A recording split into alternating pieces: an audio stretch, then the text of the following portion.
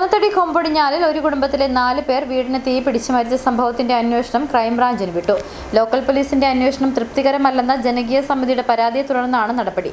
Crime branch DYSP Joy മാത്യുവിനാണ് അന്വേഷണ ചുമതല. കഴിഞ്ഞ മെയ് 9 കൊന്നത്തടി കൊമ്പൊടിഞ്ഞാലിൽ തെള്ളിപ്പറമ്പിൽ പരേതനായ അനീഷിന്റെ ഭാര്യ ശുഭ, മക്കളായ അഭിനന്ദ്, അഭിനവ്, ശുഭയുടെ മാതാവ് പൊന്നമ്മ എന്നിവരെ വീടിനുള്ളിൽ വെന്തുമരിച്ച നിലയിൽ കണ്ടെത്തിയത്. വീടിന് തീപിടിച്ചുണ്ടായ ദുരന്തത്തിൽ ദുരൂഹതയുണ്ടെന്ന സംശയം മരിച്ച ശുഭയുടെ ബന്ധുക്കളടക്കം ജനകീയ സമിതിയും മുമ്പോട്ട് വയ്ക്കുന്നുണ്ട്.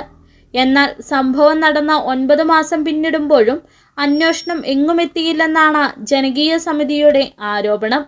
ഈ സാഹചര്യത്തിലാണ് കേസിന്റെ തുടരന്വേഷണം ക്രൈംബ്രാഞ്ചിന് വിട്ടത്.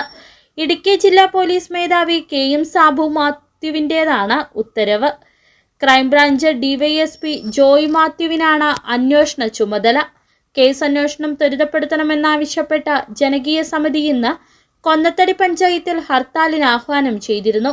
4 പേരുടെ മരണത്തിനിടയാക്കിയ തീപിടുത്തമുണ്ടായതെങ്ങനെ, ഒരു മൃതദേഹം ഒഴികെ മറ്റു മൃതദേഹങ്ങൾ പൂർണ്ണമായി തന്നെ കത്തിച്ചാമ്പലായതെങ്ങനെ തുടങ്ങി വിവിധ സംശയങ്ങൾ ജനകീയ സമിതി മുമ്പോട്ട് വയ്ക്കുന്നു. ഒപ്പം സംഭവത്തിൽ മറ്റ് ചില ദുരൂഹതകളുള്ളതായും ജനകീയ സമിതി ആരോപിക്കുന്നു. ഇക്കാര്യങ്ങളിലൊക്കെയും വസ്തുപരമായ അന്വേഷണം വേണമെന്നാണ് ജനകീയ സമിതിയുടെ ആവശ്യം. City vision, Adimali.